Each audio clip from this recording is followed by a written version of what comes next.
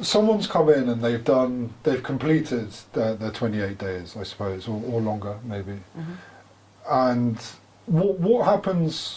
What happens after? Like, what options are open to them that Gladstones advises in terms of next steps? So again, it's on a very, very individual basis. You know, people come to treatment.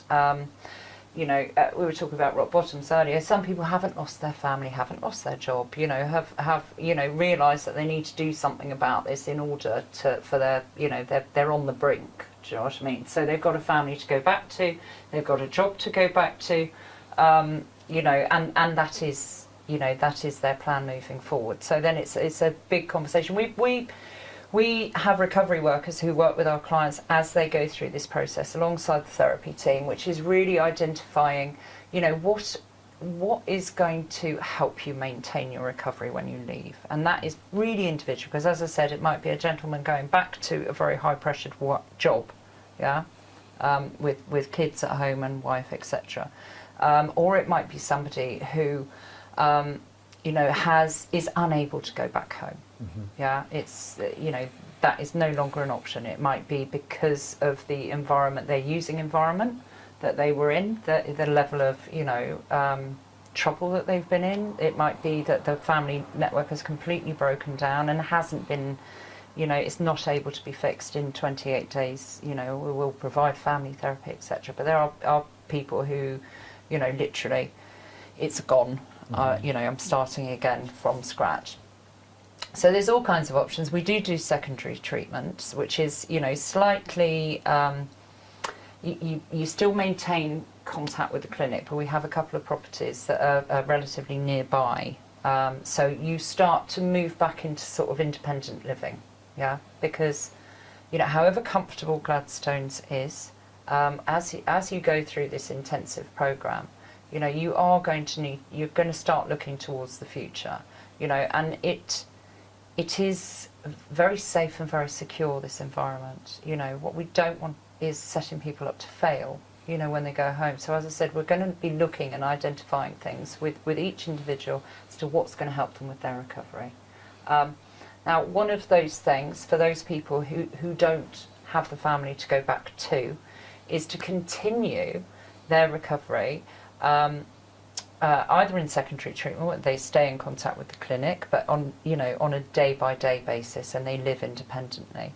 Or if that's not an option for some people, we can refer into what is known as sober living services. Okay, now these organisations tend to be charitable. It tends to be funded by Universal Credit, although there can be some private funding as well. And they are houses that are free from drugs, free from alcohol. Okay, it will be people who have been through treatment, not necessarily Gladstones, who share a house with each other. They're quite comfortable houses as well, but it's somewhere to go if they can't go home. They don't, it's not ideal for them to get a private rental and live on their own, or a shared house with people who are, able to drink, so it's a very good option, and people can go get referred from Gladstones to a sober living service, where, as I said, they will live in a shared house, have their own bedroom, shared house with other people who are in recovery, and the purpose of that is so that you can really ground yourself in your recovery. Using and drinking strips so much away from people. So to be able to go back to college if you want to, you're encouraged to go and do some voluntary work, bit by bit, to just get back into understanding, yourself, understanding your capabilities, looking towards the future. What is it that you want to do? I've had people that have referred into areas that, I really want to be a musician. Okay. Well, how about you access this particular college course or this particular group of people? And they are amazing organisations. The one component is you need to stay clean and sober. But if you do that, you're supported in doing that. So these places sound amazing. So sober living. Sober living services. They're known as dry houses. Dry or like supported houses. Yeah. And I suppose from what I'm hearing, it kind of gives the individual time. Yeah. Just a bit of time to find out what they really want to do, to learn some skills, to reconnect with themselves, to be in a community, to be supported. And I suppose it's really important that that's emphasised, because often time is an important factor in this journey of abstinence. You know, there can be a lot of misconceptions. Like you said earlier, you're not going to be fixed in 28 days. I mean, maybe it's a miracle if you are, but it takes a long time to really have found something within yourself that is more of a motivating factor, that is more of a driving factor, that supersedes the desire to use and revert back to old behaviours. And so affording yourself time to actually do that seems to be a priceless part of the journey. Absolutely priceless. I hate to bring it back to me, but I went through a dry house, and I was told constantly to slow down.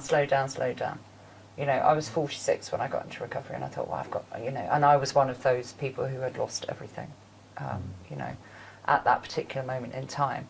And I was like, no, I've got to go back to work, I've got to make some money, I've got to do this, I've got to do that, I've got to make my sister forgive me, I've got to, all of that kind of energy towards it. And I was just like, no, stop. My support worker was, no, stop. You have time. I don't want you to go back to work. I want you to go and do voluntary work. I was like, oh, okay.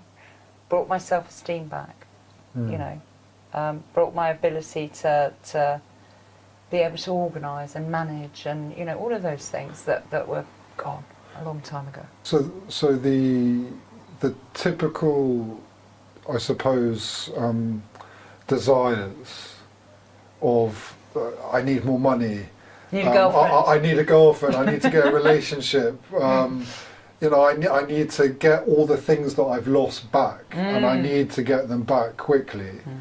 These places just try and say, whoa, hold on, let's just put that to the side for a bit, and when you're ready, and it's going to take some time, then very slowly, or am I even off point then, or does it not even become...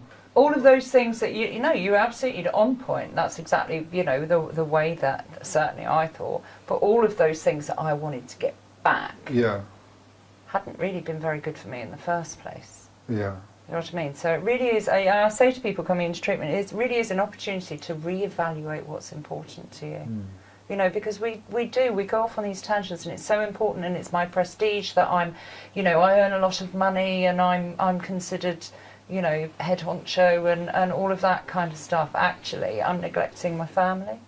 Do you know what I mean? So really, the ability to actually take stock, take a break and reevaluate what is important to you. And, one would hope your physical health, your mental health, your well-being, your happiness, the happiness of the people that I care about, would be those things, not, I want a new BMW. Which I do, but Yeah, it doesn't. And to just take your time figuring that out. Absolutely, and you can. That's, I suppose, the point of, there are places, that you can go if you cannot go back into the family fold, or for any number of reasons which happen, when you're in addiction, active addiction, or alcoholism. There's a lot of relationships that cannot be mended, however much you want to. But it in just some way, because it's, you get into your 20s, or you finish college if you go to college, but kind of 20s, mid-20s, and often the ambition is to just go. You're off to the races. It's job, it's money, it's big kind of asset dreams of houses and cars and holidays, and I think so sometimes that can be pursued, and we can get churned up in the process and really lose ourselves Yeah. in those types of pursuits. And it's kind of around the 40 mark, the 50 mark, where it's kind of, well, I've done all of this stuff, I've pursued all of this stuff. In many ways it's really hurt me, and I haven't necessarily found happiness, I haven't found contentment, I'm exhausted. I don't know what the hell I'm waking up for each day, and kind of, and it's sad that maybe it has to take something like a rock bottom and a treatment and going in a sober living service to really kind of reconnect with something that maybe hasn't been considered for an extremely long time. Yeah.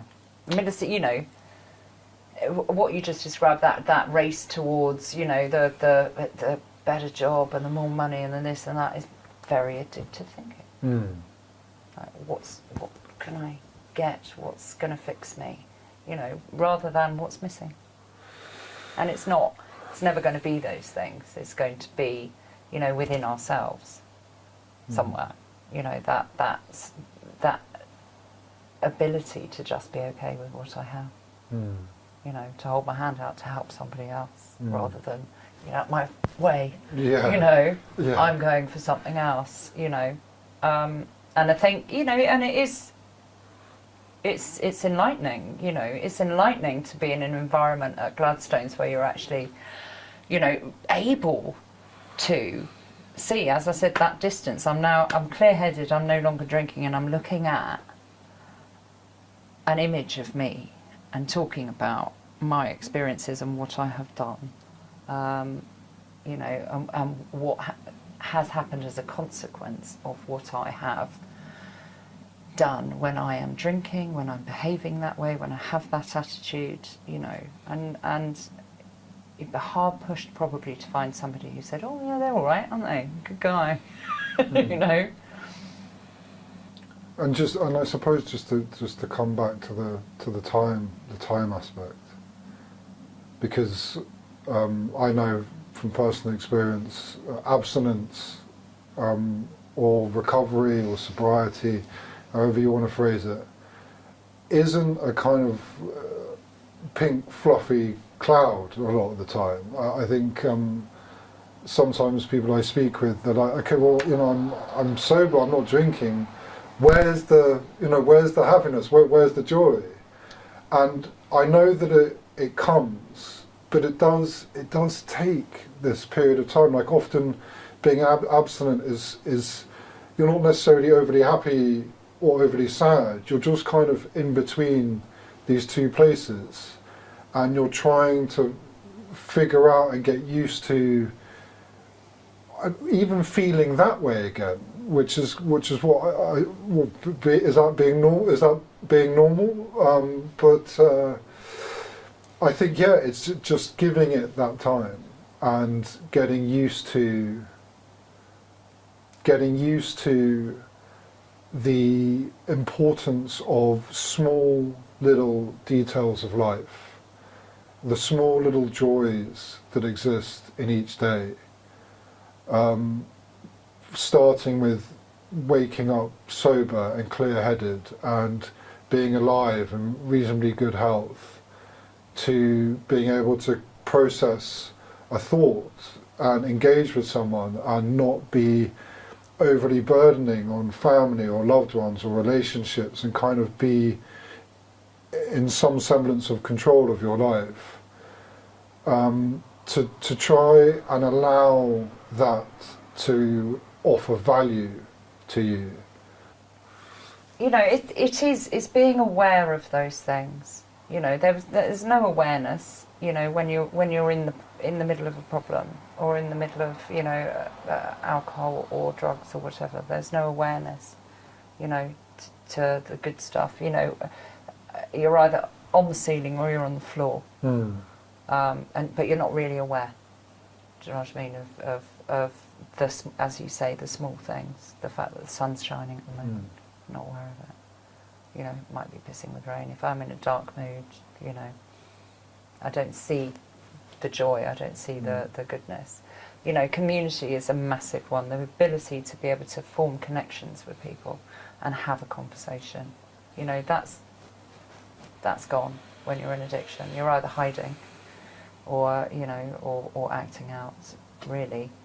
It's not authentic. To actually authentically connect with another authentic human being is really quite something. You can sit with somebody and not speak and not feel uncomfortable. To be able to have that is something. To be able to tuck your children into bed at night and kiss them on the cheek without stinking of food is quite something. Yeah. You know, I've had I remember working with a client who was like, no, it's my kid's birthday. I've got to buy. I need to go on the internet and I need to buy lots of presents, kind of thing. And I said, maybe just buy a football and go for a kickabout. And then, you know, that overcompensating. Compensation, you know, because you feel so awful, you've got to overcompensate for anything, or maybe just take it back to basics and get really simple. Yeah. And be there for people. Be present. Yeah. Yeah.